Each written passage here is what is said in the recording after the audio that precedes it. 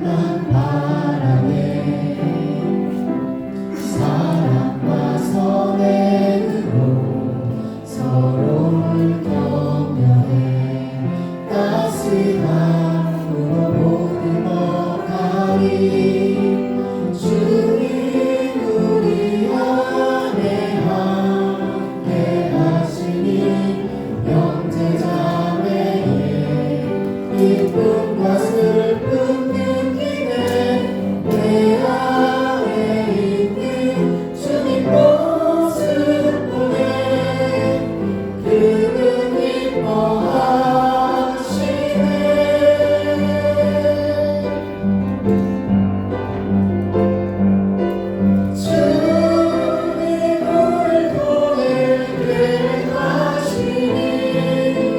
부족한 입술로 찬양하게 하시니 주님 우리를 통해 계획하시니 너를 통해 하실 기대해. 주 안에 주 안에 우리 하나 모습은 달라도 예수님 한 분만 바라네. 사랑과 선행으로 서로를 격려해 따스함으로 보듬어가리. 주님 우리 안에 함께 하시니 형제자매의 기쁨과 슬픔 느끼네. 내 안에 있는 주님 모습 보네. 그분 기뻐하시네.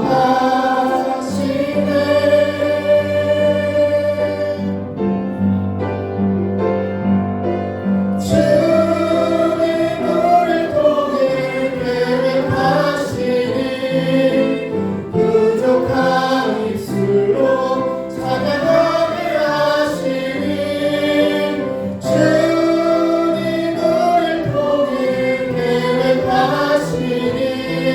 너를 통해 하실 기대해. 주님 우리를 통해 계획하시니 부족한 입술로 찬양하게 하시니 주님 우리를 통해 계획하시니 너를 통해 하실 기대해. 너를 통해 하실 기대해. 우리를 통해 하시네. 우리를 통해 하실 기대해.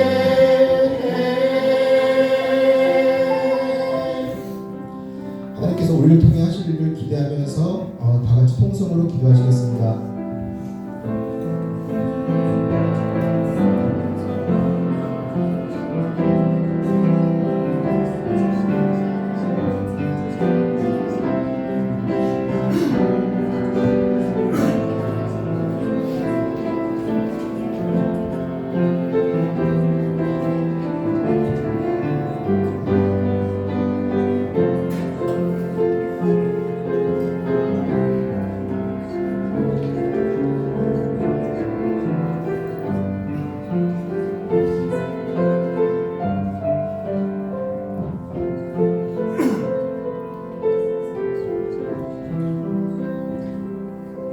하나님 아버지, 이 저녁 이 귀한 어둠을 뚫고 함께 말씀의 자리에 모인 우리 사랑하는 주님의 자녀들을 축복하고 사랑합니다.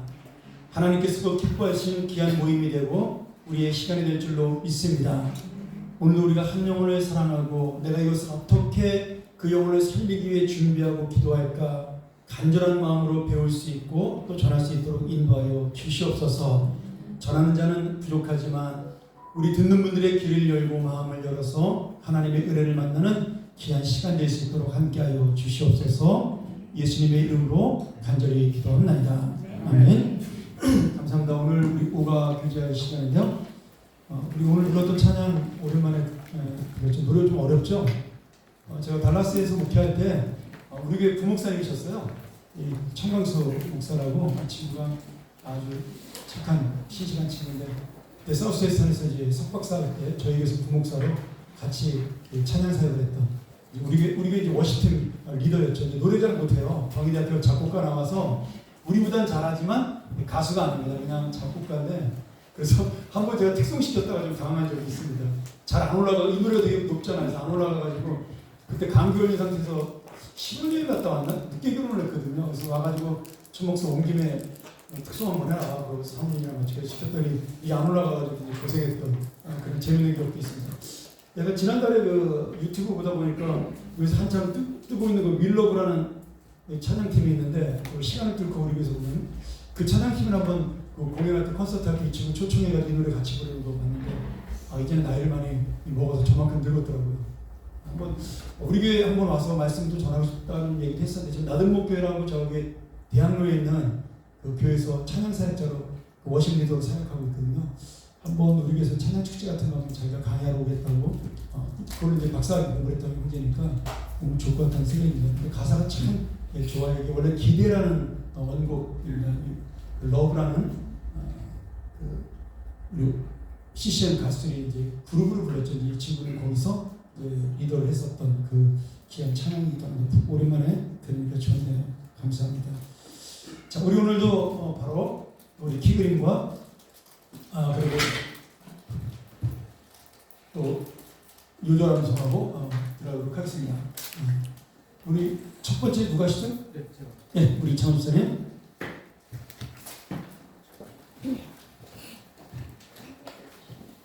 안녕하세요. 이창훈 집사입니다.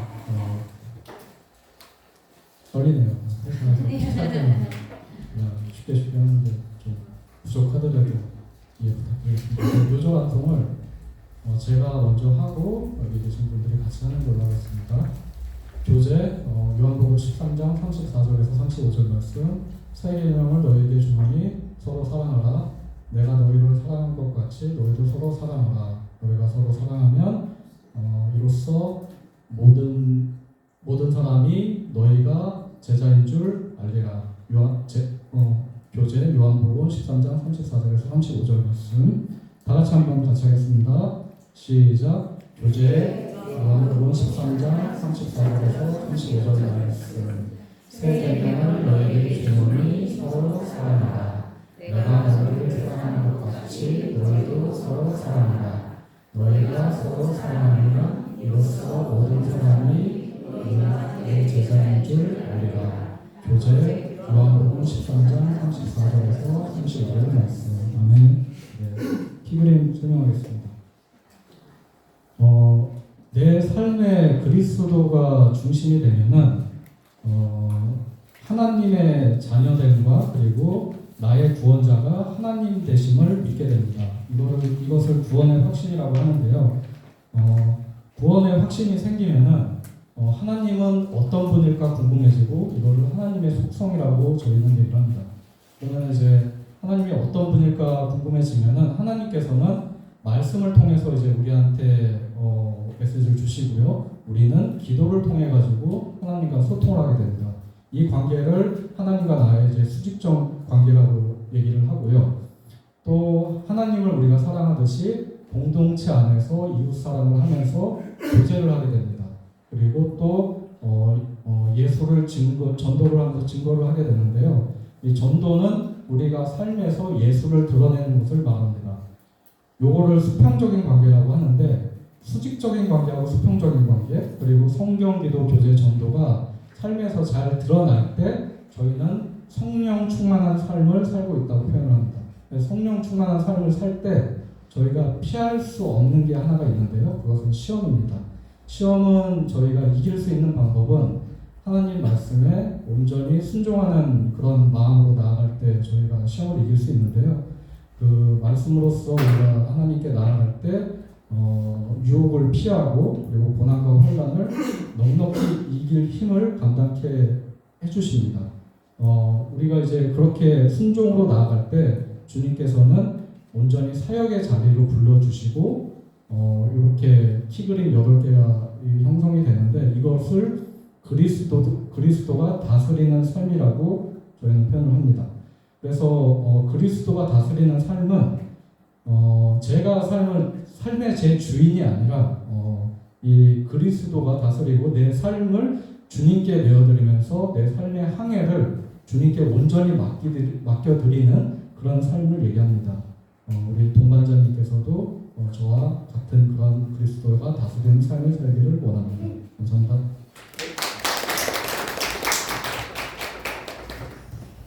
안녕하세요. 이경민 집사입니다.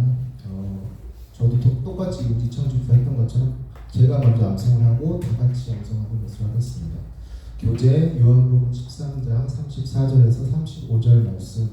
새 계명을 너희에게 주노니 서로 사랑하라. 내가 너희를 사랑한 것 같이 너희도 서로 사랑하라. 너희가 서로 사랑하면 이로써 너희가 내 제자 모든 사람이 너희가 내 제자인 줄 알리라. 교재 요한복음 13장 34절에서 35절 말씀. 다 같이 암송하시겠습니다. 교재 요한복음 13장 34절에서 35절 말씀. 새 계명을 너희에게 주노니 서로 사랑하라.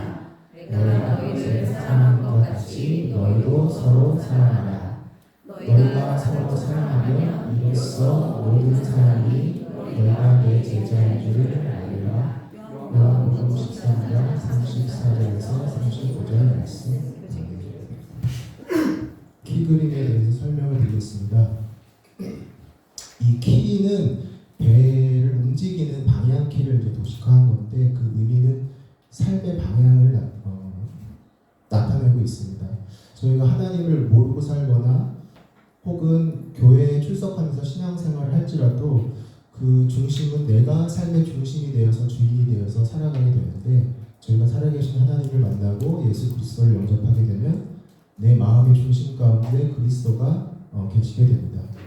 그리스도를 통해서 구원을 받았다는 확신을 알게 되면 저희는 하나님이 어떤 분이시길래 우리를 그렇게 사랑하시는지 하나님의 속성을 궁금하게 하게 되고 성경 말씀을 통해서 하나님이 어떤 분이신지 하나님이 우리를 얼마나 사랑하시는지를 알 수가 있습니다.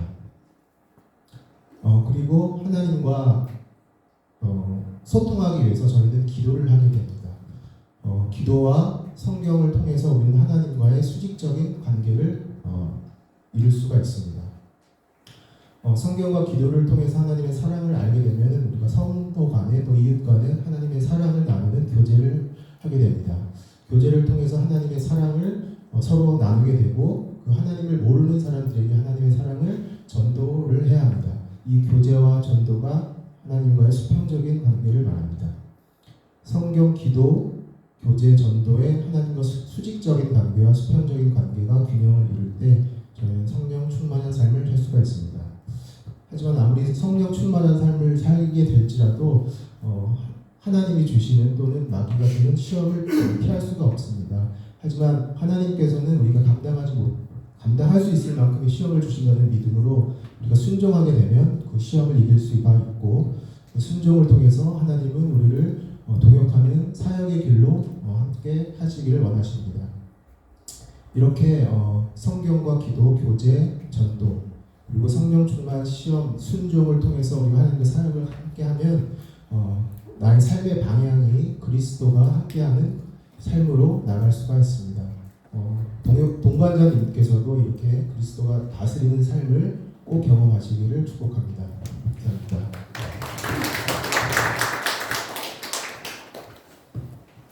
안녕하세요. 윤원수 권사입니다. 먼저 암송 다 같이 먼저 하고 제가 하겠습니다. 시작.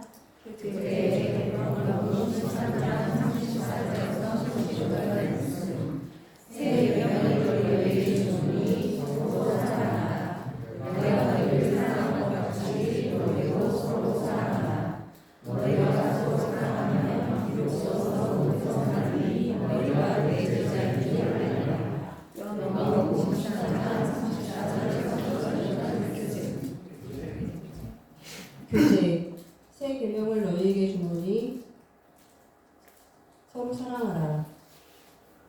내가 너희를 사랑한 것 같이 너희도 서로 사랑하라. 너희가 서로 사랑하면 이로써 모든 사람이 너희가 내 제자인 줄 알리라. 요한복음 13장 34절 35절 말씀 교재. 좀 떨리네요. 키그림에 대해서 설명을 하겠습니다.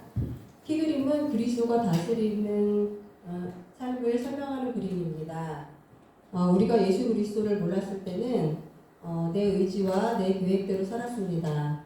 그러나 예수 그리스도를 믿고 영접하면 예수 그리스도가 내 삶의 중심에 계시게 됩니다. 그리하면 예수 그리스도가 내 삶의 주인이 되시고 내가 하나님의 자녀임과 나를 구원해 주셨음을 믿게 되는데 이것이 구원의 확신입니다. 그리고 우리 삶 속에 계시는 하나님을 알기 위해서는 하나님의 속성을 알아야 합니다. 그리고 우리의 삶 속에 계시는 우리의 삶이 그리스도 중심이 되기 위해서는 다음에 이제 8가지 내용을 잘 알고 잘 실천을 해야 되는데 첫 번째 성경을 통해서 우리는 하나님에 대해서 알 수 있습니다. 두 번째 기도로 하나님과 교제를 하고 소통을 하고 대화를 합니다. 그래서 이 관계가 하나님과 나의 수직 관계라 할 수 있습니다. 그리고 세 번째 교제는 하나님과의 교제인 예배와 성도 간의 교제가 있습니다. 이 교제를 통해서 하나님의 사랑을 실천해야 합니다. 네 번째 전도를 통해서 예수님을 전하게 되는데 이 전도는 우리의 삶으로 예수님을 드러내는 것입니다. 그러니까 하나님과 나와의 관계가 수직 관계라면 전도와 교제를 통해서 수평 관계가 됩니다. 그래서 이렇게 십자가의 수직과 수평의 삶을 사는 것이 성령 충만의 삶이라고 할 수 있습니다. 그래서 이 성령 충만한 삶은 곧 성경, 기도, 교제, 전도의 모습이 다 드러나는 것입니다. 하지만 성령 충만하더라도 이 땅에서의 삶을 살아갈 때 피할 수 없는 것이 시험입니다. 믿음 생활을 열심히 하더라도 시련이 오고 또 사단이 주는 유혹이 있고 하나님께서 주시는 시험이 있습니다. 시험을 이길 수 있는 방법은 하나님 앞에서 즉시 온전히 기쁘게 순종의 자리로 나아가는 것입니다. 순종은 내 생각과 다를지라도 하나님의 말씀에 온전히 따르는 것인데 순종의 결과로 하나님은 우리를 동역자로 세우시고 또 우리를 온전한 사역의 자리로 인도해 주십니다. 그래서 이렇게 온전한 십자가의 관계로 수직과 수평의 온전한 균형을 이루는 것이 예수 그리스도가 다스리는 삶이라고 할 수 있습니다.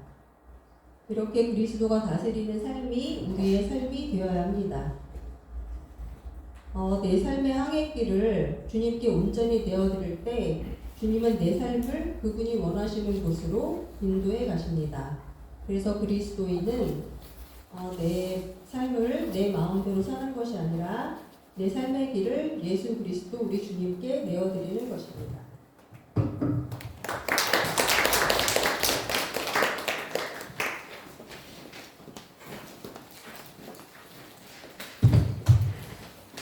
이제 점점 잘하시네요. 전에 있던 분들이 못했다는 얘기는 아닙니다. 조금 들으시면 여유 있게 남들이 하는 걸 보면서 요령을 좀 터득해간다 그런 생각이 듭니다. 우리가 오늘 배울 내용은 교제입니다.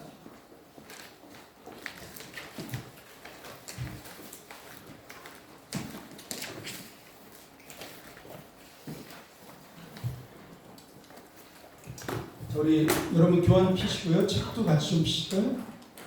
오늘 조금 내용이 여러분들이 읽을 때 약간 이해가 되지 않는 내용도 조금 있을 것 같아서 조금 설명을 좀 드려야 될 것 같습니다. 그리고 제가 35분 정도, 30분에 35분 사이에 설명하고 실습하려고 그렇게 하죠. 지난주에 우리가 기도에 대해서 배우지 않았습니까? 근데 끝나고 난 다음에 한 분이 저한테 질문하셨어요. 거기 기도 중에 대화식 기도가 나오는데 대화식 기도가 뭐냐 이렇게 저한테 물어봤습니다.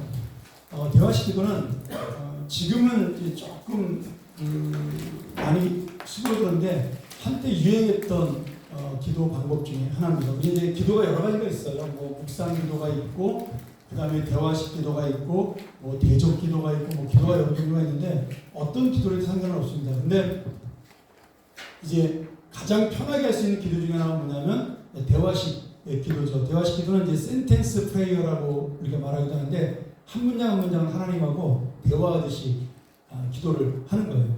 마치 진짜 아버지랑 얘기하는 것처럼, 하나님, 제가 오늘 이러이러한 일을 만났는데 하나님은 어떻게 생각하세요? 이렇게 대화하듯이 기도를 하는 거예요. 그럼 시간도 금방 가고, 요새 뭐 심심하다고 그러니까 제니야 걔랑도 놀잖아요. 근데 걔는 대답을 잘 못하지 않습니까? 하나님하고 대화할 때는 우리한테 들리진 않지만 하나님 그 대화를 다 들으시기 때문에 그렇게 해서 내가 좀 더 하나님하고 친밀한 관계에 기도를 할 수가 있습니다.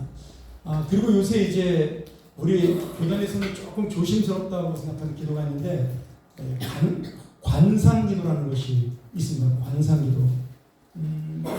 이걸 다른 말로 저는 이제 호흡기도라는 말을 더 좋아하는데 관상기도는 좀 어려운 말이고, 이제 호흡기도라는 말을 좋아하는데 이게 이제 옛날 중세 수도원에서 신부들, 수도사들이 하던 기도 방법이에요. 저도 새벽기도 시간에 가끔 저 혼자 할 때 쓸 때가 있거든요. 이제 우리 교단에서 좀 위험하다 그래서 제가 좀 조심하는 그런 기도인데, 여러분들한테 제가 알아도 이거를 가르치지 않습니다. 근데 참고로 한번 알아두셔야 돼요. 제가 제자훈련 팀이나 소그룹 모임 할 때 기도에 대한 공부를 할 때 좀 여러분에게 잠깐 동안 설명하는 그런 내용인데, 한마디, 그러니까 숨을 쉬듯이 한 소절을 이야기하면서 반복해서 계속 그걸로 기도를 하는 겁니다. 예를 들어서 하나님, 오늘 나를 불쌍히 여겨 주옵소서, 이렇게 한 호흡으로 기도를 하는 거예요. 한 문장에. 이 기도를 반복해서 10분, 20분, 30분, 40분, 1시간 동안 하는 겁니다.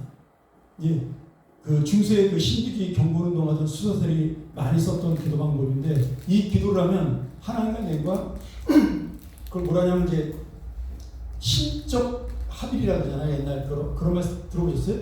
내가 하나님과 하나가 되는 것처럼 그런 느낌을 갖는 이제 이 세상 말로 말하면 이제 무아지경에 빠지거나, 불교식 용어로 말하면 이제 열반에 들어가거나, 뭐 아니면 황홀경에 빠지거나, 이제 그 힌두교 같은 데서는 이걸 황홀경이라고 이야기하는데, 그렇게 우리가 하나님과 하나가 되는 그런 깊은 영적인 상태로 갈 수가 있습니다. 근데 저는 거기까지 가는 거 권하지 않습니다. 그러면 거기에 치우쳐서 사람은 감정적이기 때문에 그것만을 원하게 돼요. 그게 뭐냐면 입신하는 것과 똑같아요. 옛날에 우리 왜 이렇게 탁 쳐서 넘어뜨리는 거 이렇게 우리 교회에서 옛날에 했다면서요. 김호태 목사님 선배가 와가지고 교우님 이거 잘 넘어뜨렸는데, 우리 교단에서는 참 특이한 분인데, 그리고 오늘 교회에서도 부목사님을 오래 해가지고 오늘 교회가 다 좋은데 약간 신비주의가 좀 세요. 왜냐면 하영기 목사님이 폐병 걸렸다가 낫기 때문에 그런 약간 좀 신비한 운동을 하는 분들이 그렇게 꽤 많이 나옵니다. 대표적인 분이 김하중 장로님 같은 분이죠. 하나님의 대사라는 책 썼고. 근데 이제 거기에 보면 그런 입신시킨다 그러잖아요. 그러면 내가 잠깐 동안 천국에 올라가는 것 같은 그런 느낌을 받기 때문에 그런 신비적 경험을 하고 나면 그것만을 찾아요. 근데 하나님께서 그걸 주시는 목적은 그런 신적 합일과도 같은 기품 있는 영적인 그 체험을 주는 것은 그것에 빠지라고 주는 것이 아니라, 그것을 통해 하나님이 진짜 나를 사랑하는구나, 하나님은 정말 살아계시구나, 그것을 깨닫고 내가 주님 앞에 확고한 믿음으로 충성스럽게 살아갈 수 있도록 그렇게 만들기 위해서 주시는 거예요. 방언이나 모든 은사도 마찬가지입니다. 내가 방언한다고 사람들한테 뭐 라라라 자랑하는 게 아니라, 그 방언을 통해서 내가 하나님과 좀 더 깊이 있는 기도를 하고, 그리고 다른 사람을 위한 기도를 끊임없이 지치지 않고 할 수 있도록 하시기 위해서 방언 기도를 주신 거예요. 예언도 마찬가지죠. 예언은 다른 사람의 무슨 뭐 앞날을 예언하는 게 예언이 아닙니다. 그 사람의 삶을 우리가 말씀으로 바라보면서 그 사람이 잘못된 삶을 살아가면, 저렇게 살면 하나님이 성경에 보니까 이렇게 잘못될 것 같은데, 그래서 그 영혼을 위해서 기도해 주는 거예요. 그 사람한테 찾아가서 당신 살아가는 거 보니까 이러다가 하나님이 일주일 뒤에 무슨 교통사고 나게 있어, 이렇게 하는 게 아닙니다. 그거는 사입입니다. 하나님은 그렇게 예언하시지 않으셔요. 그렇게 눈에 보일 때도 있어요. 깊이 있게 기도하다 보면. 근데 그것을 그 사람한테 전하는 것이 아니라 그 사람의 영혼이 돌아올 수 있도록 기도하기 위해서 그런 영분별의 은사나 영적인 그런 예언의 은사를 주시는 겁니다. 지금은 앞날을 예언하는 은사는 다 사라졌다. 우리 그렇게 믿고 있고요. 성경이 완성된 이후로 우리가 지금 하고 있는 예언은 성경을 가지고 푸는 그런 예언을 예언이라고 그럽니다. 그래서 앞날을 예언하는 예언은 아니고 풀 예자를 써서 하나님의 말씀을 해석하는 예언, 이것을 우리가 현대 예언이다 이렇게 말씀하고 있는 거죠. 그러니까 기도도 마찬가지죠.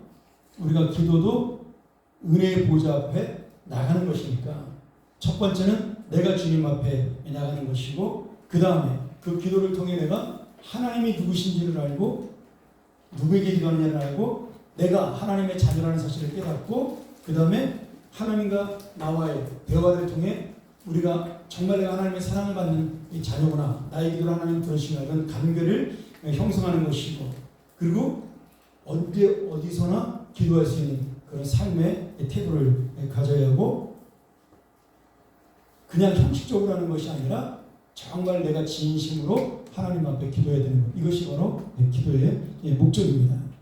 그래서 기도는 호흡과도 같기 때문에 절대 쉬어서는 안 되고 하나님과 대화를 단절해서는 안 되는 거죠. 우리가 부모님과의 대화를 단절하지 않듯이.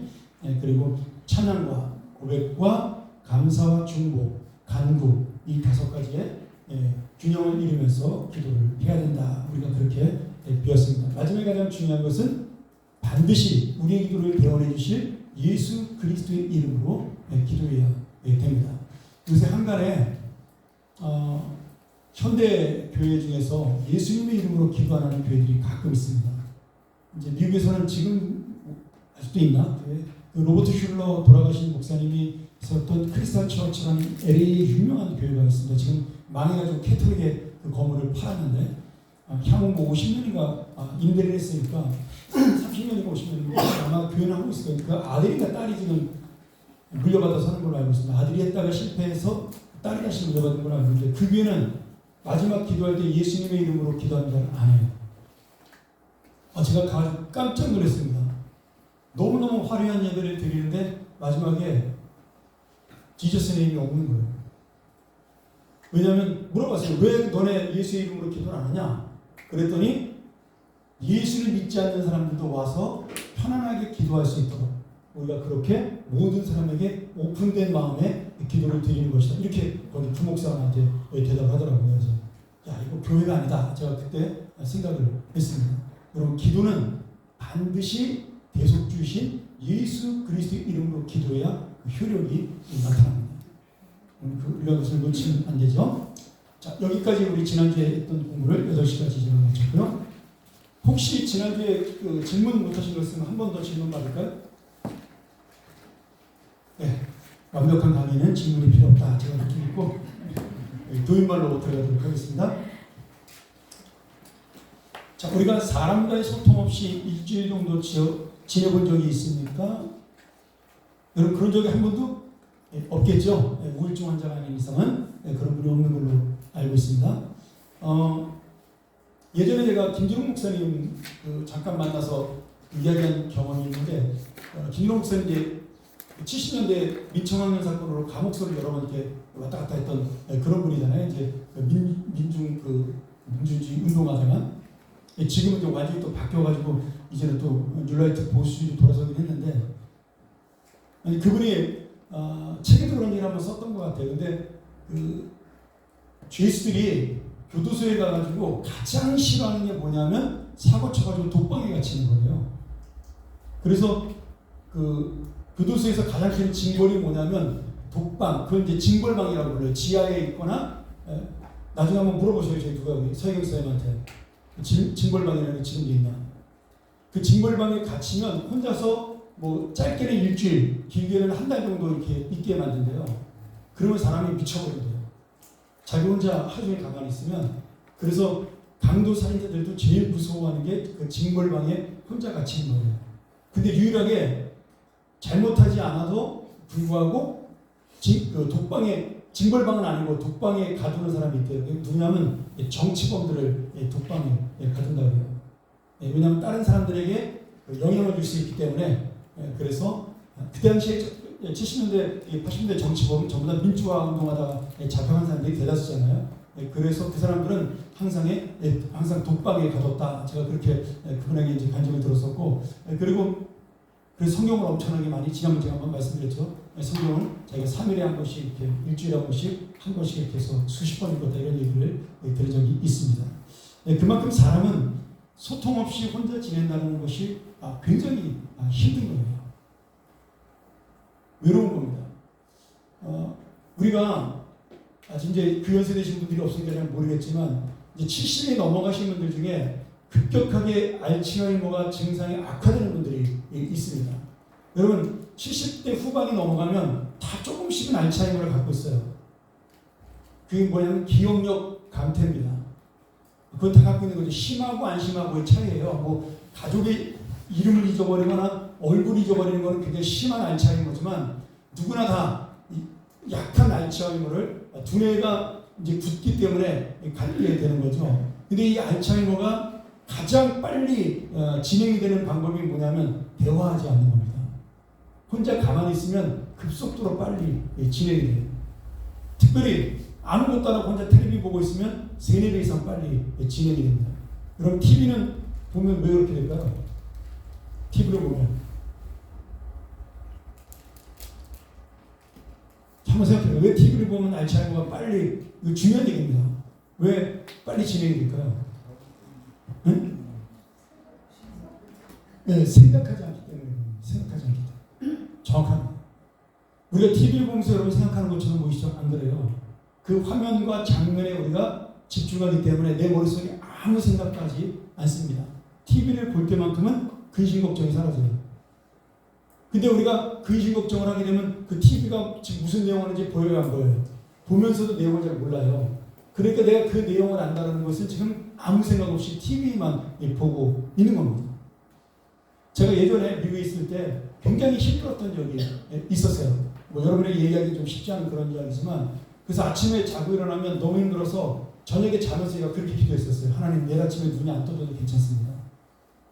이대로 안 떠졌으면 좋겠습니다. 여러분, 그렇게 제가 한 3달 가까이 이상을 기도하면서 전적했는데, 그때 그걸 잊어버리기 위해서, 그 아픔을 잊어버리기 위해서 제가 어떻게 했냐면, 우리 아내랑 둘이서 그 몇 년 한참 지난 대장금을 제가 그때 TV에서 보기 시작했습니다.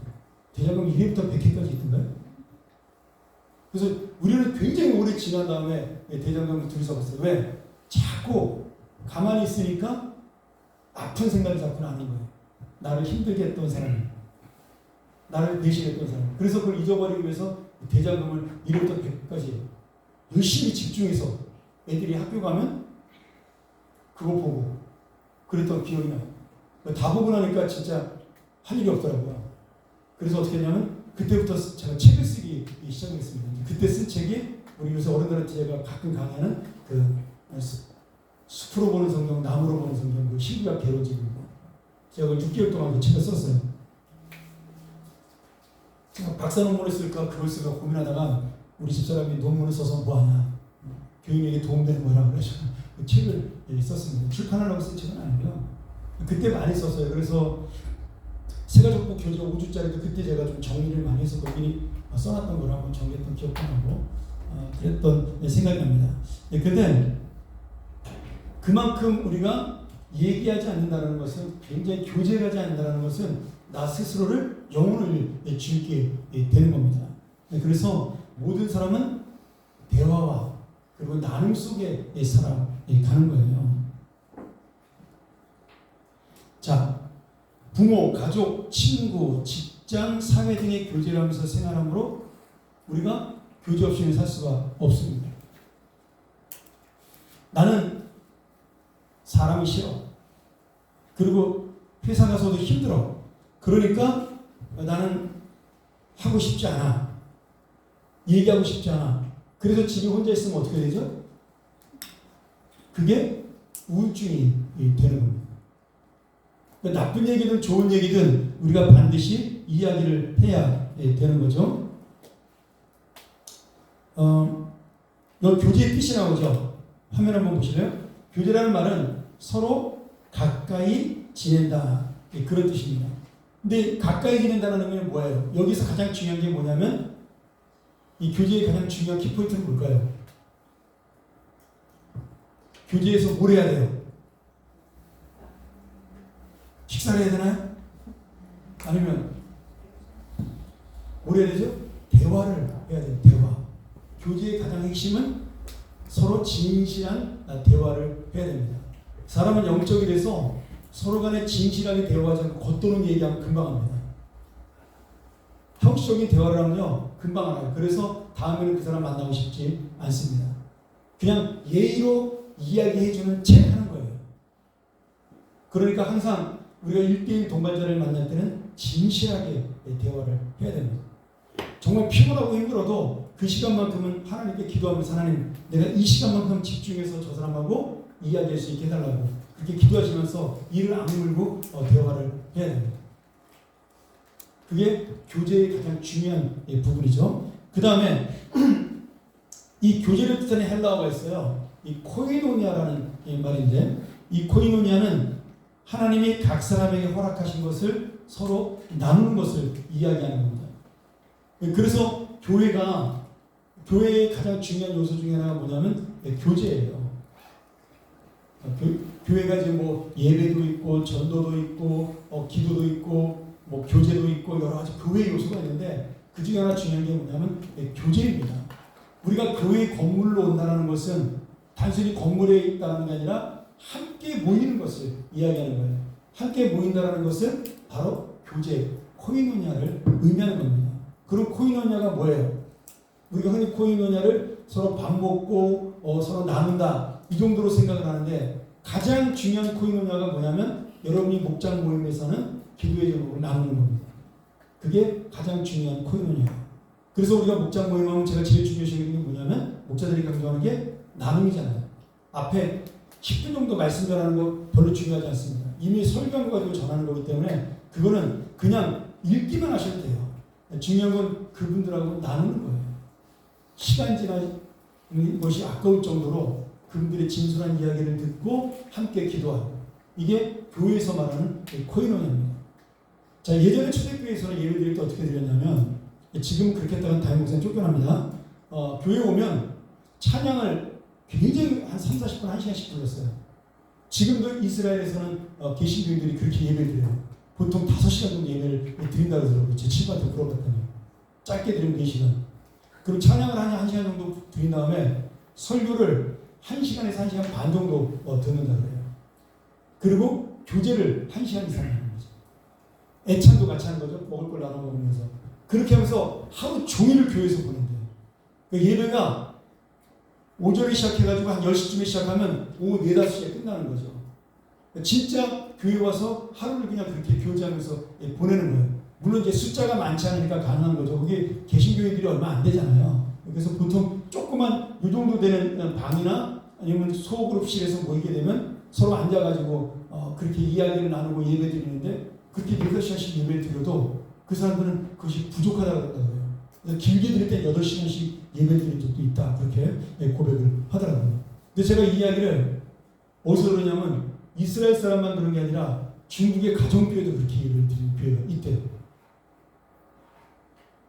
그 교제하고 또 예배드리고 교제하고 또 예배드리고 그리고 북한의 지하교회에서도 이렇게 예배를 드린다고 제가 북한 성교사님에게 들은 적이 있습니다.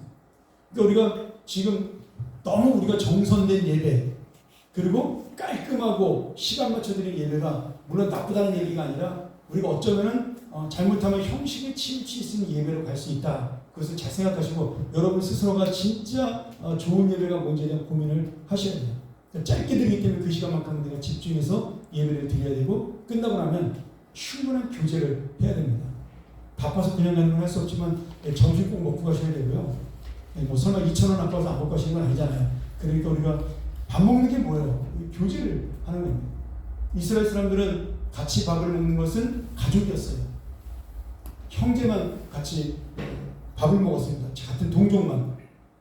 그들의 식사 교제가 굉장히 중요한 거죠. 그런 것처럼 우리도 예배 끝나고 하는 식사도 예배 연장인 거예요. 교회 생활에. 꼭 기억하셔서 우리가 함께 교제하는 그런 교회 되기를 소원합니다. 또 이 교제 속에는 어려움을 나누는 것도 있습니다. 물질을 서로 나누는 거예요. 그래서 초대교회 사도행전 2장에 보면 그들이 서로 물질을 통용했다 이렇게 나오잖아요. 나중에 또 한번 나오면 제가 자세히 설명드릴게요. 그때 초대교회 교인들은 재산을 전부 다 교회에다 헌납을 했기 때문에 그 재산을 가지고 서로 나누어서 썼습니다. 어려운 사람들은. 자, 우리가 교제를 두 가지로 볼 수가 있는데, 하나는 예배를 통한 하나님과의 교제가 있고요. 이 두 번째는 성도 간의 교제가 있습니다. 우리가 먼저 그 예배를 통한 교제를 보면, 예배는 조금 말이 어려운데, 예배는 정하신 뜻에 따라서 구원받은 우리가, 하나님의 택하심을 입고 구원받은 우리가 하나님께 합당한 감사와 영광과 존귀를 올려드리는 겁니다. 그게 예배예요. 하나님이 우리를 구원하신 목적은 이 예배를 받기 위해서, 예배자를 만들기 위해서 하나님이 구원하신 겁니다. 이사야서 43장 21절에 뭐라고 되어 있죠? 이 백성은 내가 나를 위하여 지었나니 나의 찬송을 부르게 하려 함이니라. 우리를 창조하신 목적이 뭐예요? 하나님 앞에 찬송 부르게 한다라는 거예요. 여기서 말하는 찬송이 뭐냐면 월십, 예배를 말하는 거예요. 그래서 예배 요소 중에 가장 중요한 것이 찬양이에요, 사실은. 오늘 교회가 이 교회를 만들었기 때문에 그런 거 아닙니다. 거기 두란노 목요 찬양이 있어서. 진짜로 예배의 가장 중요한 요소는 하나님께 영광을 돌리는 찬양입니다. 그런 의미로 우리가 다시 한번 예배에 대한 생각을 해야 되고, 찬양 부르는 것도 우리가 좀 힘있게 부를 수 있어야 되겠죠. 자, 예배의 목적 첫 번째,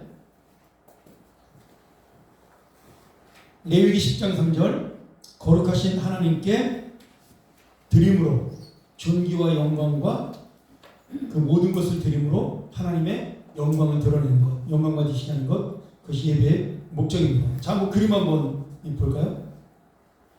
자, 목적이든 예배. 첫 번째는 형식적이고 습관적인 예배. 자, 오늘도 하루 예배 잘 때웠다, 이런 태도 안 된다는 거예요. 물론 습관은 중요합니다. 근데 그 습관은 좋은 습관으로 드리는 예배를 말하는 거예요. 나는 예배 빠지면 죽을 것 같아. 습관적으로 이제 예배가 나의 인생 습관이 됐어. 이거 빠지면 밥을 안 먹은 것처럼 허전해. 이건 좋은 습관이잖아요. 그런 의미에서 습관을 말하는 겁니다. 여기서 말하는 건 형식이에요. 그냥 시간만 때우고 가는 예배. 근데 우리 중에 많은 부분들이 그렇게 예수를 오래 믿다 보면 예배를 형식으로 드릴 수 있는 그런 마음가짐을 갖게 되는 겁니다. 그럼 예수님께서 생각을 하시는 거죠. 얘는 도대체 날 만나러 오는 거야? 아니면 시간을 때우러 오는 거야? 이렇게 생각할 수 있잖아요. 여러분, 우리가 예배 드리는 목적이 뭐예요? 지금 예배 드리는 목적은 하나님과 교제를, 천국 가서 하는 것을 미리 맛보기로 하는 거예요. 그래서 그 기쁨을, 하나님과 만나는 기쁨을 지금 미리 누리는 게 예배입니다. 우리는 천국 가서 여전히 하나님께 영광을 돌리는 예배를 드릴 것이고, 하나님을 만나서 기쁨을 누릴 것이에요. 그것을 미리 맛보는 게 우리의 예배인데, 내가 그 예배의 기쁨을 맛보지도 않고 시간만 때우고 간다 그러면 그것만큼 안타까운 게 없는 거죠. 제가 우리 어머님 살아계실 때 요양원에 가면 좀 죄송했던 게, 저희 아내가 이제 그것 때문에 저랑 부부싸움도 몇 번 했는데, 가면 제가 어머니가 이렇게 정상적이지 않은 모습을 보면 이렇게 짜증이 나잖아요. 아마 경험 있는 분들 계실 거예요. 부모님이 아프면요, 그리고 그냥 아픈 게 아니라 약간 그 알츠하이머의 증세가 있어가지고 했던 얘기 또 하거나 안 좋은 모습을 보이면 자식으로서는 그 부모가 그런 것을 보는 것이 잘 받아들여지지가 않습니다. 그래서 자꾸 어머니랑 다투게 돼요. 왜 그러시냐? 그런 말씀 하시지 마라. 근데 이제 저희 언니는 간호사 출신이니까 어머니를 환자로 봐야지, 정상적인 사람으로 보니까 왜 자꾸 어머니한테 싫은 소리 하냐. 근데 저만 그런 게 아니라 우리 누나들도 어머니하고 막 가면은 싸우고 오는 거예요. 근데 그게 일종의 자식이 부모에 대한 기대감인 거죠. 근데 그게 시간이 오래 지나서 1년, 2년 지나면 어떻게 돼요? 얘기를 안 하게 돼요. 했던 얘기 또 하시고, 했던 얘기 또 하시고, 또 하시고, 그러니까 힘들어서 얘기를 안 하게 돼요. 그러면 그냥 진짜 형식적인 만남이 되는 거죠. 안 갈 수는 없고 자식된 도리로. 저한테 그게 굉장히 죄책감이 지금도 사실 있어요. 죄의식이 지금 있습니다. 그렇게 어머니를 만나러 갔던 것이. 근데 우리가 지금 예배를 나올 때 그런 예배를 드릴 수 있다는 거예요. 그냥 하나님 한번 내가 만나주러 오는 거야. 에이, 하나님 나 구원했으니까 감사를 해야 될 것 같고 안 하면 내가 좀 찝찝하고 또 오늘 내가 예배 안 드리고 등산 갔다가 또 돌뿌리 채워가지고 또 넘어지면 다리 부러지고 곤란하잖아. 뭐 이러면서 그런 두려움 때문에 또는 어떤 형식적인 그 습관 때문에 어떤 사람 자기 직분 때문에 하나님을 만나러 온다면 정말 하나님과의 교제의 기쁨을 누리지 못하는 안타까운 예배가 되는 거죠. 그래서 오늘 이 잠언 8장 17절의 말씀대로 나를 사랑하는 자들이 나의 사랑을 입고 나를 간절히 찾는 자가 나를 만난다. 하나님과의 진실한 대화를 원하고 진실한 교제를 원한다면 내가 정말 예배에 집중해서 하나님과 내가 오늘 주님을 만나고 왔습니다. 너무나 기쁘게 기다렸습니다. 이런 마음으로 와야 한다는 거예요.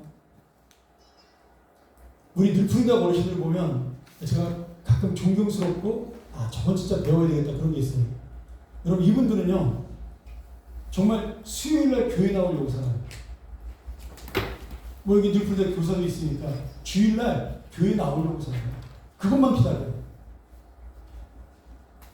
진짜 그런 분들이 많아요.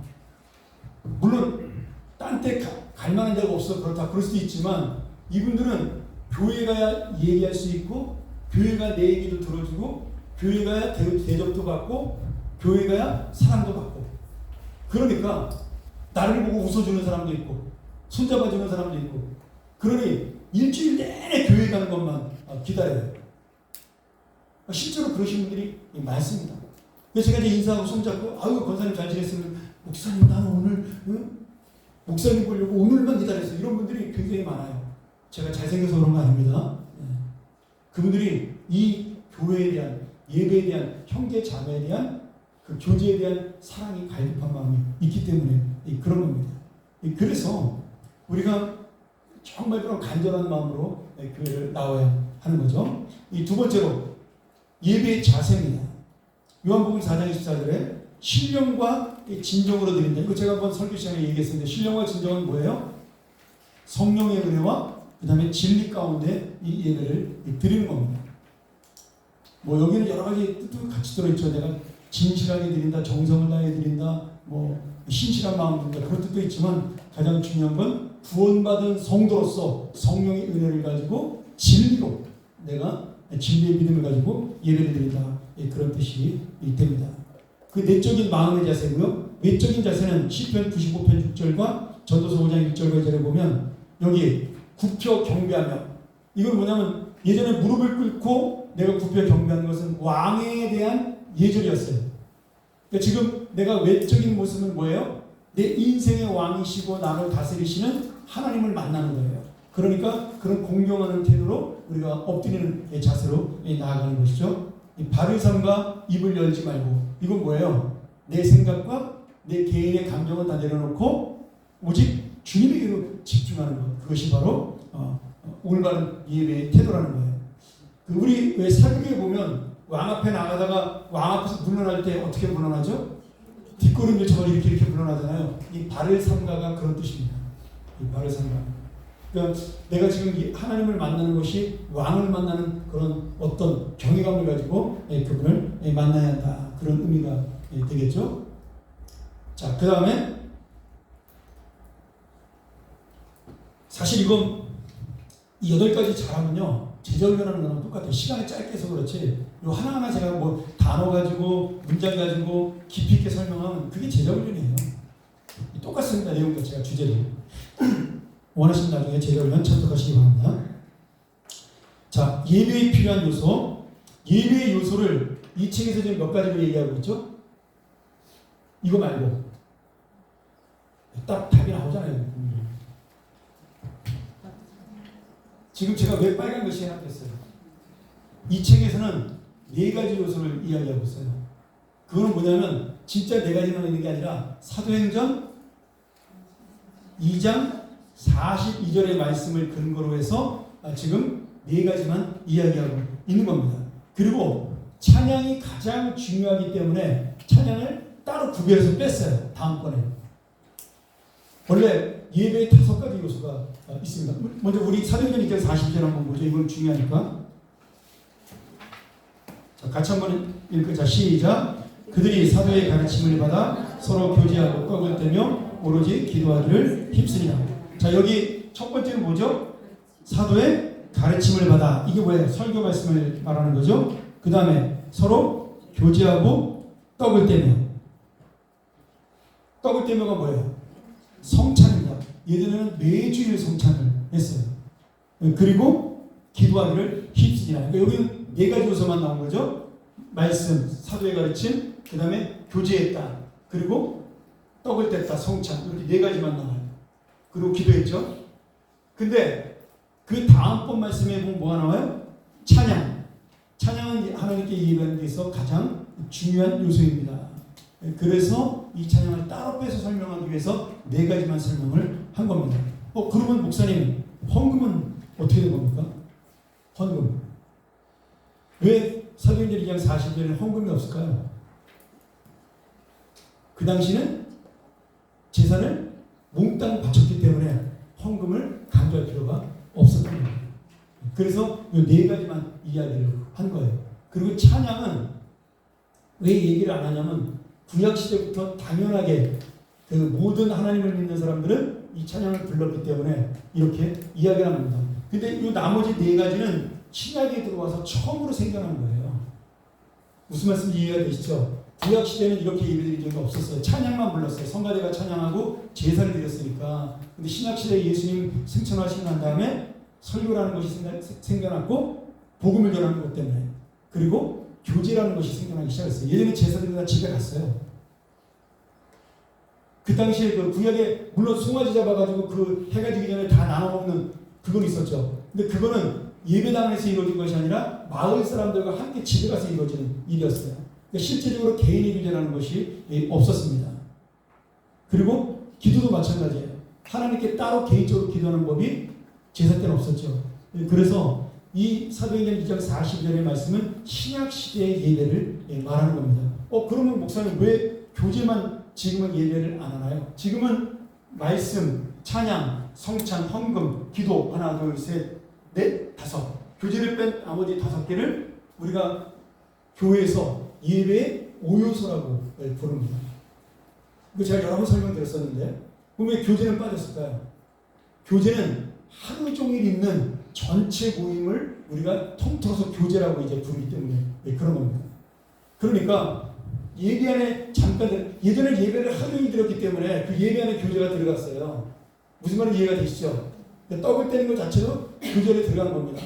근데 지금은 예배가 1시간 정도밖에 드리지 않으니까 이걸 밖으로 빼서 이 교제는 그날 하루 교회 생활 또는 교회 전체 생활 중에 일부분으로 교제를 떼게 된 것입니다. 여러분이 하고 있는 성경 공부, 뭐 아니면은 목장 모임, 다 이런 것들이 교제의 일종인 거예요. 뭐 끝나고 난 다음에 커피 한 잔 다 가면서 차 한 잔 마시고 이런 거, 뭐 이런 것들이 다 교제 일종이 된 것이죠. 그러나 지금도 우리가 말씀, 그 다음에 찬양, 헌금, 기도, 이 5가지는 예배의 5요소, 성찬까지 포함이 되는데 원래 성찬을 매주일 해야 정상입니다. 제가 월요일날 우리 후배 목사님 만났더니 그 교회는 성찬을 자주 한대요. 1년에 한 4-5번 한대요. 오후 예배 때. 3-4시 가요. 오후 예배 때 한대요. 제 생각에는 그 전에 이제 원로 목사님이 성찬을 하게 되면 설교를 10분밖에 못해요. 그러니까 그 설교 시간을 뺏기기 싫으셔가지고 성찬을 오후로 돌리는 것 같아요. 그래서 아예 3-4시도 오후에 한다고 그러고요. 근데 저는 그렇게 보지 않습니다. 이제 우리가 설교만큼 소중한 것이 또 그때는 성찬이고 성찬 안에 설교가 들어있어요. 사실은 예수 그리스도를 따라가는 거잖아요. 그래서 저는 오히려 그날만큼은 설교보다 성찬이 더 우리한테 의미가 있다 생각을 하고요. 그리고 사실은 찬양이 지금도 굉장히 중요한 부분을 가지고 있어야 됩니다. 그래서 찬양은 우리가 드리는 이 예배의 5가지 요소 중에 찬양과 헌금만 하나님께 온전히 드리는 거예요. 나머지는 사람이 같이 하는 거잖아요. 기도도 하나님께 올리는 거긴 하지만 우리 모두가 같이 하는 거고, 그렇지 않습니까? 말씀도 내가 듣는 거잖아요. 근데 찬양은 온전하게 하나님께 드리는 것이기 때문에 예배에 있어서 가장 중요한 것이 어쩌면 찬양일 수도 있는 겁니다. 그런 의미로. 근데 이제 이게 종교개혁 시대가 되면서 설교를 중요시하게 됐어요. 우리가 카톨릭이 옛날에 타락하면서 하나님 말씀을 가르치지 않았거든요. 그것 때문에 거기에 한이 맺힌 종교개혁자들이 하나님 말씀을 너무 가르치는데 열심을 낸 거예요. 그러면서 설교가 예배에 가장 시간을 많이 차지하는 요소로 변화가 된 겁니다. 옛날에 칼빈 선생님은 설교를 3시간씩 했어요. 짧게 하면. 그래서 제네바시에서 그 제네바시의 사람들이 다 모여서 수만 명이 예배를 드렸거든요. 주일날. 그럼 11시에 예배를 시작하거나 10시에 예배를 시작하거나 9시에 예배를 시작하면 5시간 정도 예배를 드렸다 그래요. 기록에 의하면. 그것도 서서. 그 제네바 시민이 다 서가지고 보통 설교를 3시간 반 정도 한 걸로 기록이 나오고요. 매주일. 그리고 5시간 정도 예배 드렸다. 그런 기록이 그 종교 역사에 보면 나옵니다. 근데 너무나 말씀에 갈급해 있었기 때문에 한 번도 설교 말씀을 들어본 적이 없었기 때문에 그 모든 사람들이 그 말씀을 다 듣기를 즐거워했다. 그런 기록이 나옵니다. 그러니까 지금은 너무 말씀이 흔해져가지고 그냥 또 맨날 그러니 우리 목사님이 또 똑같은 말씀 하시는구나. 그렇게 생각하지만 예전에 그 종교개혁 시대 사람들은 하나님 말씀 그 한 구절 한 구절이 정말 처음 들어보는, 그분들은 성경을 평생 동안 한 번도 읽어보지 못한 사람들이잖아요. 왜냐하면 신부만 라틴어로 성경을 읽을 수가 있게 돼 있었어요. 법으로. 그러니까 일반 성도들은 성경을 모르니까 그 성경 말씀을 해석해주는 한 말씀이 너무너무 소중했던 거예요. 그래서 칼빈이 창세기서부터 계시록 중간까지 다 못하고 죽었는데 너무 어려워서 계시록 내가 못하겠다고 중간에 끝냈어요. 16장까지 하고 이건 도저히 내가 모르겠다. 그리고 계시록을 끝냈어요. 그래서 요한계시록 강의를 중간까지밖에 안 했어요. 13장까지밖에 안 한 걸로 알고 있는데 창세기서부터 매일같이 한 절씩 다 강의 설교를 한 거예요. 그러니 지금 그렇게 했다가는 그냥 교인들 다 도망가겠죠. 목사가 쫓겨나든 교인들이 다 떠나든 둘 중에 하나겠죠. 그런데 그만큼 말씀에 갈급한 성도들이 있었다는 거예요. 자, 그렇게 해서 이 5가지 요소예요. 말씀, 찬양, 성찬, 헌금, 기도. 우리가 이 예배 5요소를 기록해야 되고요. 동반자에게 가르칠 때는 이런 거 가르칠 필요 없습니다. 동반자에게 가르치면 어떻게 가르쳐야 돼요? 사도행전 2장 42절 말씀 그대로 4개만 가르치면 됩니다. 왜냐하면 찬양을 나중에 따로 빼서 이 교재대로 그대로 가르치시면 돼요. 예수 믿지 않는 사람들이 교회 와서 제일 어려워하는 게 뭐냐면 찬양하는 거예요. 일단 이렇게 노래를 사람들이 부르는 게 쉽지 않아요. 노래방 가서 부르지 않는 이상은 쉽지 않잖아요. 근데 우리는 찬양을 너무 자연스럽게 부르니까 이 사람들이 와서 힘들어하는 게 노래 부르는 것이고 잘 알지도 못하는 노래, 가사도 이해도 못하는데, 그래서 찬양이 중요하다는 것을 굉장히 많이 가르쳐줘야 돼요. 기도는 어떤 종교든지 합니다. 기도는. 그래서 다른 거는 그렇게 거부하는 게 없어요. 설교도 마찬가지잖아요. 어떤 종교든지 가르치는 게 있어요. 근데 찬양은 우리 기독교만의 어떤 특징적인 모습을 갖고 있습니다. 사람들이 또 굉장히 이 찬양을 통해 은혜를 많이 받으니까. 요새는 여러분 가보셔서 불교 성경학교, 불교 여러 학교가 있어요. 우리 여름 성경학교 본다 가지고 큰 절에서 여름 불교학교를 합니다. 이름을 뭐라 그러더라고요. 그걸 불교학교라고 안 그러고 여름 어린이 무슨 학교라고 내가 그러는데 참불교를 가르쳐요. 애들이 좋아하거든요. 그 다음에 처음에 자기들이 작곡해서 가르치는 줄 알았어. 그렇지, 그게 아니고 예수님 찬양을 부처님으로 바꿔서 부르더라고요. 부처님 찬양 이렇게 해서 가사를. 깜짝 놀랐습니다. 제가 절에 가가지고. 그 뭐냐면 사람의 감정을 움직이는 것이 찬양이기 때문에 그런 거예요. 그 스님들도 아시는 거예요. 그래서 아이들에게 그 불교학교를 할 때 꼭 찬양을 가르치더라고요. 예전에는 그런 일 없었습니다. 저희가 어렸을 때 그런 거 없었는데 한 20년 전부터 생겨났다고요.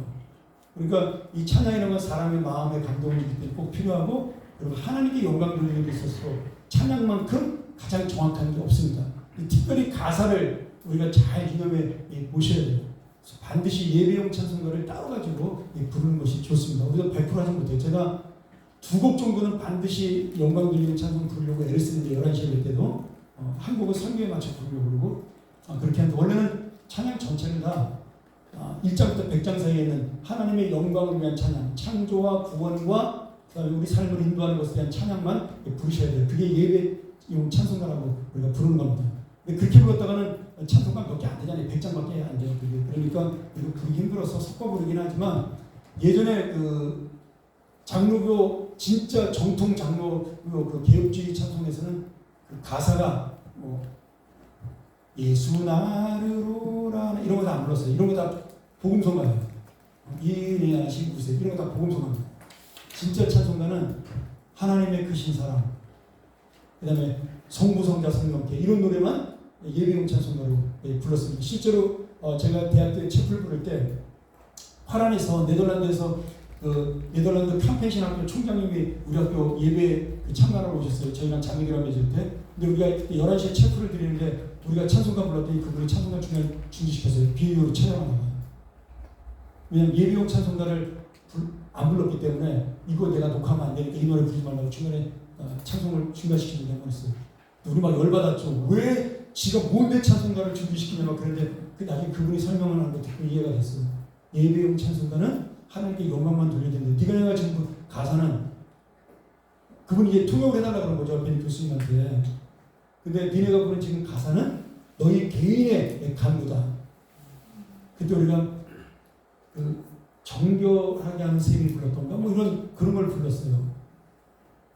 그리고 또 하나는 뭘 불렀냐면 나의 영원하신 걸 불렀던가 뭐 이런 하여튼간에 그래도 그나마 그 중에서도 약간은 그래도 하나님께 영광 돌리는 찬송이었음에도 불구하고 그 사람들은 그 노래를 이거는 찬송가가 아니라 복음성가라고 딱 잘라야 되더라고요. 가스펠송이다. 우리한테 not worship송 이러더라고요. This is a gospel송.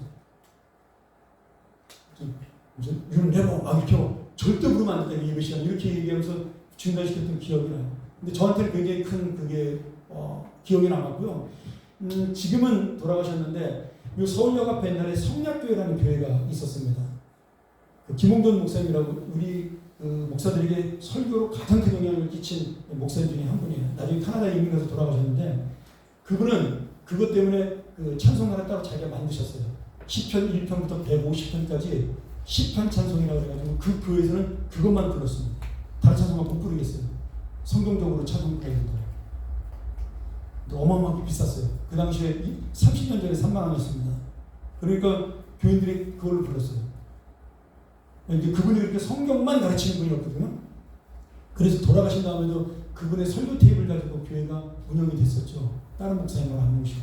뭐 그런 에피소드도 있는데 그만큼 하나님께 드리는 찬양이 중요하다. 그래서 동반자한테 교회에서 찬송 부르는 거 어색해도 꼭 따라 부르셔야 되고 찬송가 배우셔야 되고 열심히 부르셔야 됩니다. 이 가르쳐야 돼요.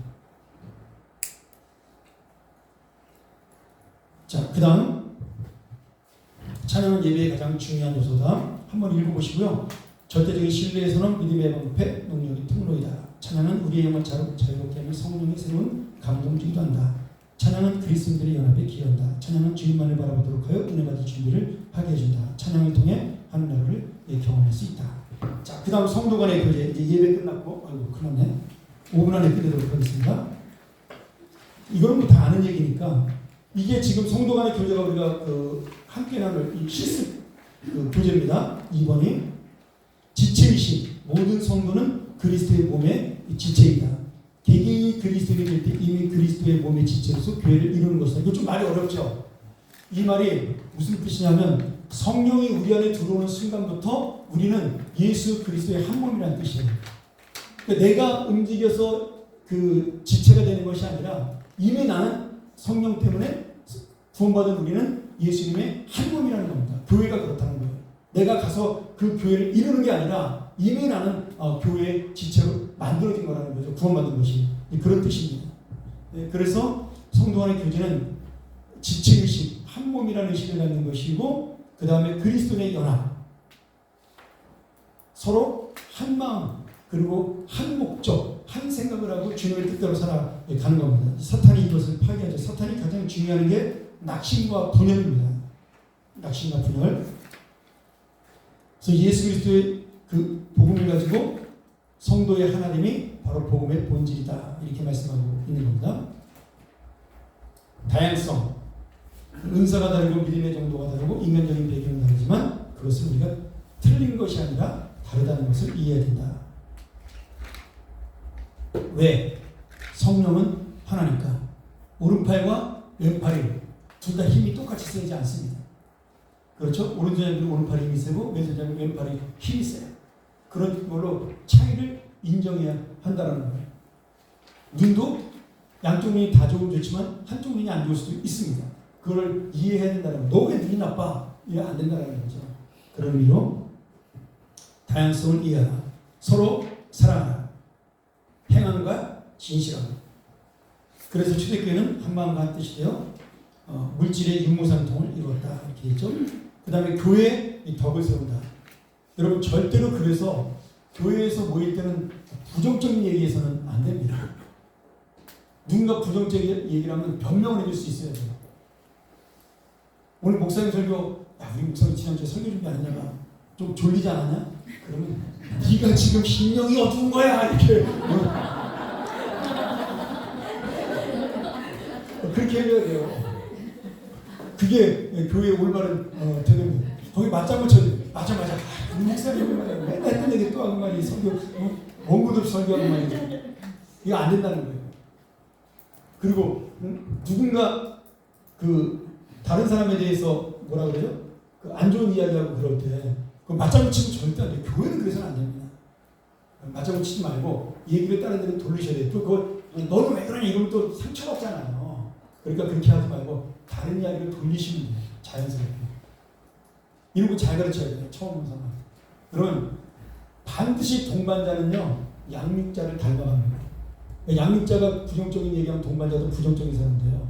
여러분 목장의 목자가요. 부정적인 얘기하면 그 목원들은 다 부정적이 됩니다. 그래서 목장교회가 잘 되는 교회는 교회에 문제가 생기면 목장이 통째로 나가요. 항상. 꼭 그래요. 목장만 나가는 교회가 없어요. 다 통째로 나가요. 이 가정교회를 처음 세웠던 최영기 목사님 교회도 시스터 서울 침례교회도 처음에 교회를 가가지고 목장으로 다 바꿨을 때 성가대가 없었어요. 제일 먼저 하신 일이. 그 성가대를 목장으로 만들었어요. 근데 나중에 1년 지난 다음에 결국 성가대 대장 출신이었던 목자랑 목사님하고 마찰이 됐어요. 근데 그 대장 집사님만 나간 게 아니라 성가대원들 40명이 한꺼번에 교회를 나갔어요. 그분이 가장 첫 번째로 만난 교회 위기였다고 그러더라고요. 근데도 그분이 계속 목장교회를 했어요. 괜찮다. 그 목장에 가서 다른 교회를 세워도 되고 다른 교회를 가서 도와도 된다. 예수만 잘 믿으면 된다. 그런 마음으로 했던 거예요. 그러니까 목자가 부정적인 마음을 가지면 목자가 그 교회에 대해서 불평하고 비난하면 그 목원은 다 따라서 교회를 떠날 수밖에 없게 됩니다.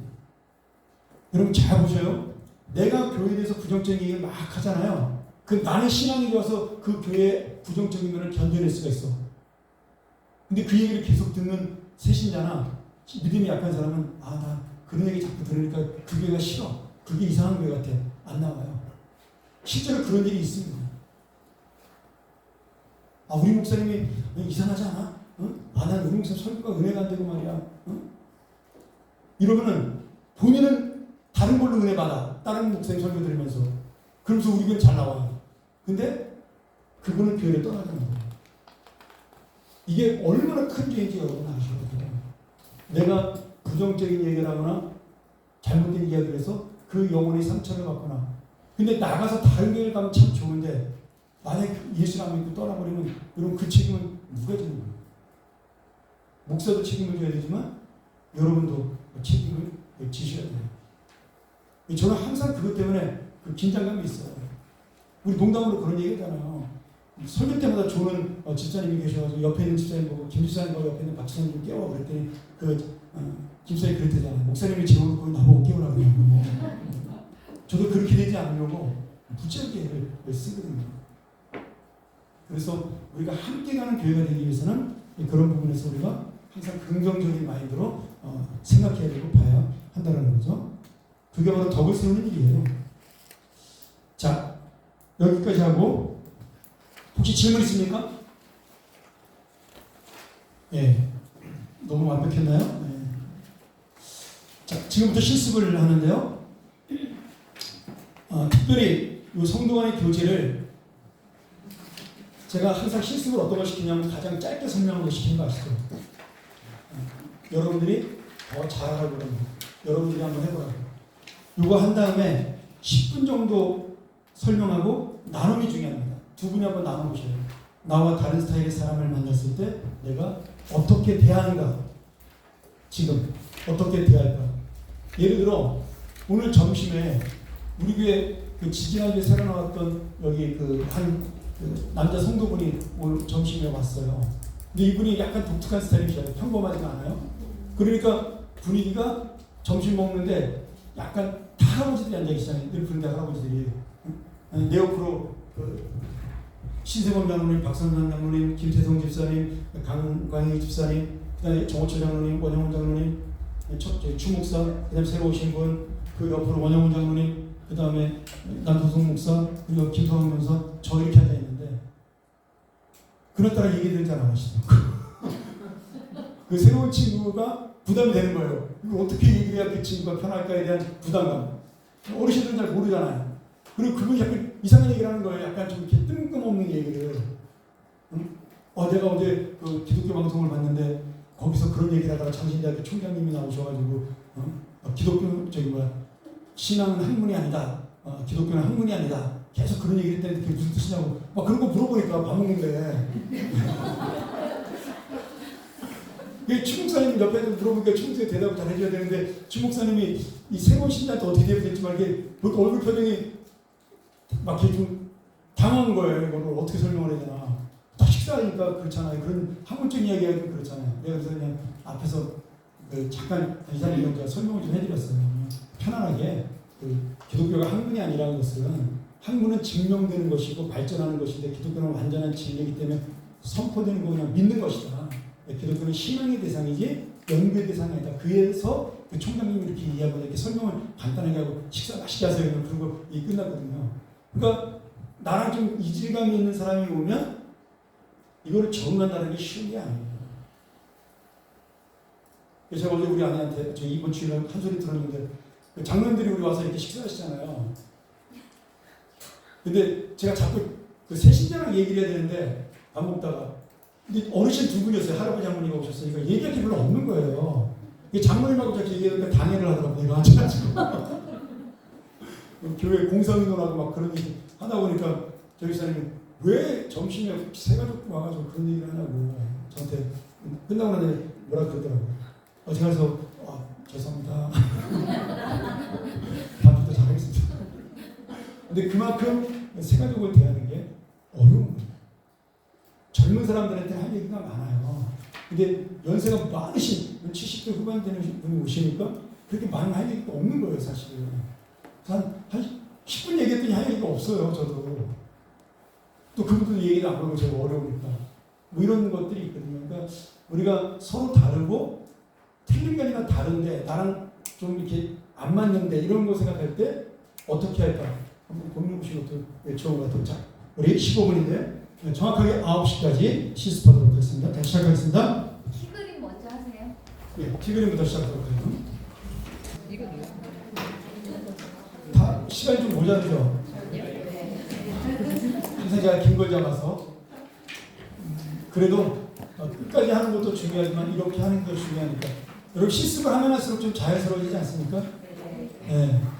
하면 할수록 더 안 되는 사람도 있겠지만 잘 될 때까지 계속하면 됩니다. 이번에 숙제난을 얘기할 텐데 우리가 3월 25일인가요? 6일인가? 6일이 끝나는 날이죠? 7일. 3월 27일 수요일이 종강을 하는데 그날은 그 전주에 2가지 공부를 하기 때문에 저희가 혹시라도 모자르면 29일 날, 27일 날 제가 한 30분에 40분 정도 강의를 하고요. 그날은 식사를 같이 하면서 교제를 하려고 합니다. 그래서 전체적으로 한번 그날 좀 물어도 보고 궁금한 것들 서로 이야기하고. 근데 그날까지 여러분이 하나 숙제가 있어요. 내가 누구를 동반자로 삼을 것인지 대상을 한 분씩 정해 오셔야 됩니다. 어쩌면 제일 어려운 숙제가 되겠죠? 지금까지 했던 숙제 중에서. 안 되면 엄마라도 붙잡으셔요.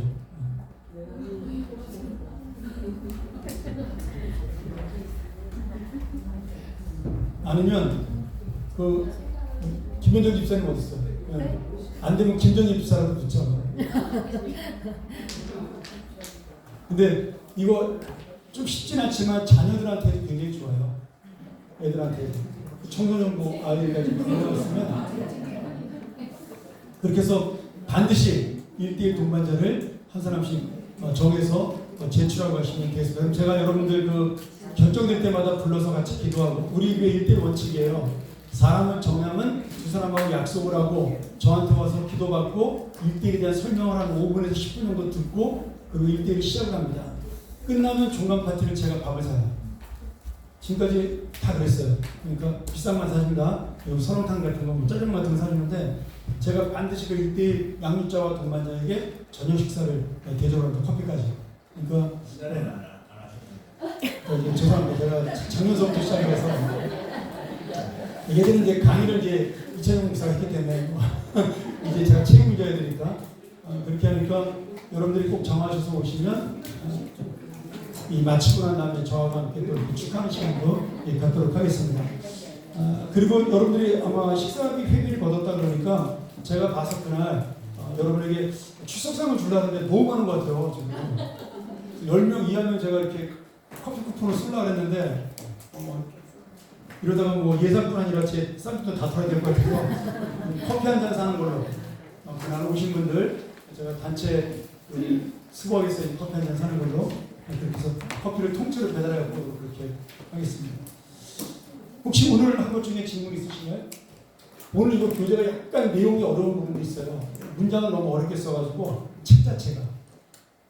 그래서 처음 읽는 사람들은 조금 이해가 안 갈 수 있을 것이고 에바도 당연히 질문 왔거든요. 왜 교회를 몸이라고 표현했나 이런 거.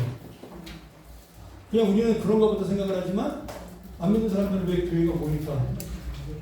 왜냐하면 우리가 머리가 예수님이니까 그 예수님의 명령에 따라서 우리 이 두뇌의 명령에 따라 우리가 움직이는 거잖아요. 팔도 움직이니까 실제로 내가 이렇게 움직이는 게 내가 움직이는 게 아니라 머리에 따라 움직이는 거기 때문에 그래서 예수님이 우리의 인생의 주인이고 우리 몸을 다스리기 때문에 예수님을 머리라고 표현하고 있는 거예요. 그리고 우리 몸을 교회로 표현하는 것은 각자의 사역, 팔의 사역, 다리의 사역, 눈의 사역, 귀의 사역 이런 것들이 교회 사역에 비추어서 비유적으로 설명을 한 겁니다. 이런 부분들은 안 믿는 사람들은 이해를 좀 못하겠죠. 그런 부분들 잘 설명해 주면 될 것 같습니다.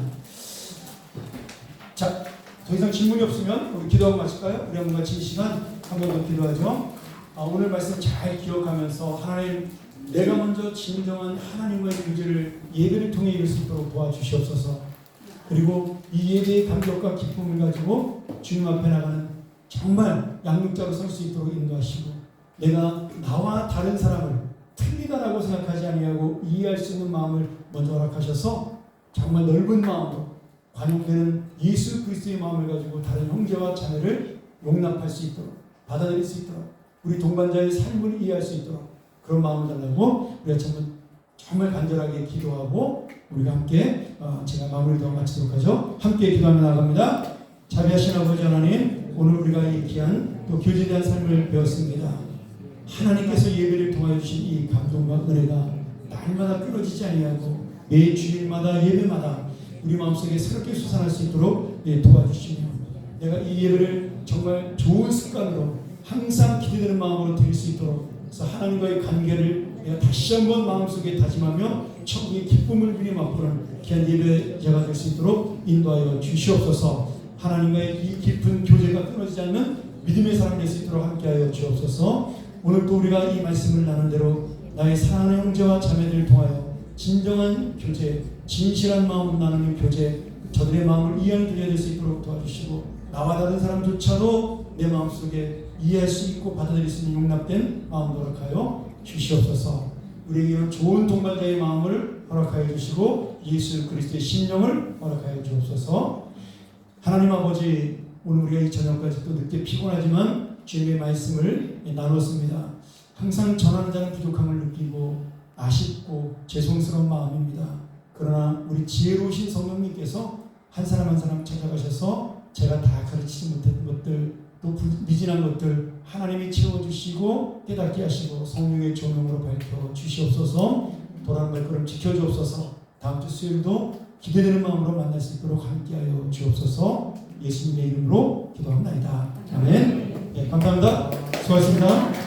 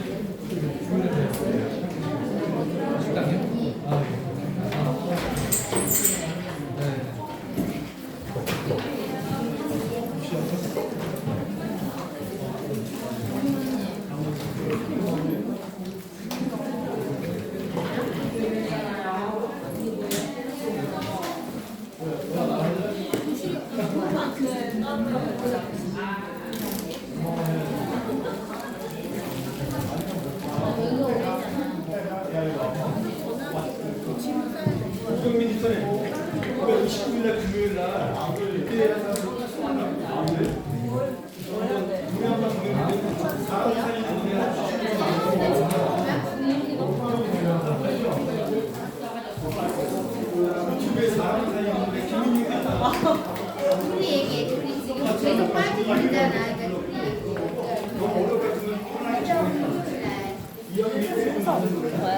대체 공부를 하라고. 대체 공부를.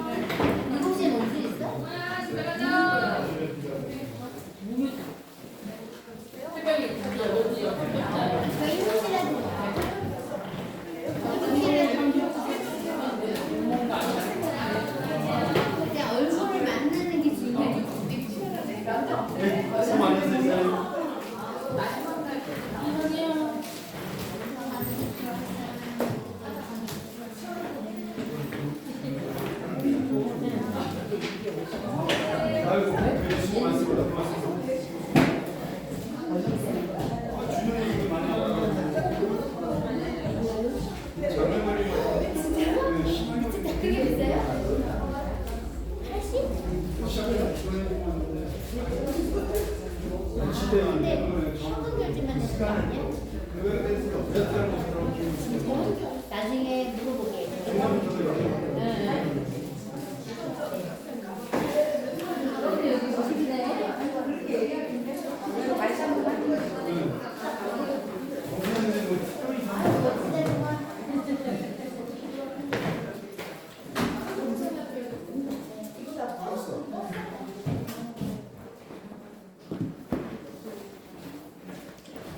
수고 많았어요.